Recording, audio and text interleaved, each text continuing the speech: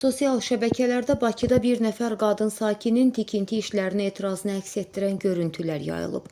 Yeni Avazın məlumatına görə görüntüdə qazıntı işinin aparılması sakinin sərt etirazına səbəb olduğu görünür.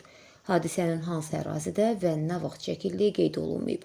Həmin görüntüləri təqdim edirik və ümid edirik ki, aidiyyatlı qurumlar məsələni araşdırıb, məkanı, zamanı, tikinti şirkətini öyrənib, etiraz edən vətəndaşın problemini həll edəcəklər. Bura gel, hey! Bura ne? Bura gel, bura gel! Sen buraya niye kazırsan? Buraya niye kazırsan sen? Bura gel dedim sana!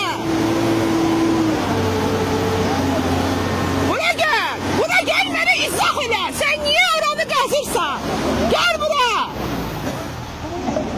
Sen buranın kumunu niye boşaldırsan? Sen başa düşürsen ki sen oranın kumunu boşaltsın, uçulur gedeceği eve. Qəsdən edirsiniz siz!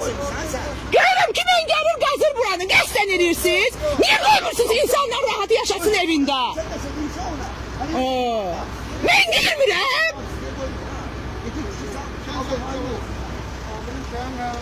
Ben sana dedim buranı qazsam benim evimde nəsə olsa sizi ben ciğerinizi kopardacağım yerinden. Bəstirində cemaata zulüm elədiniz. Səhərin göz açılmamış imkan vermirsiniz cemaat rahat yatsın. Yemin dedim ben senin ciğerini çıkartacağım. Rafael'in de, o kalanlarının da. Sen gidişe ben buradayım. Alçak hareketler edirsiniz. Bilmirik biz.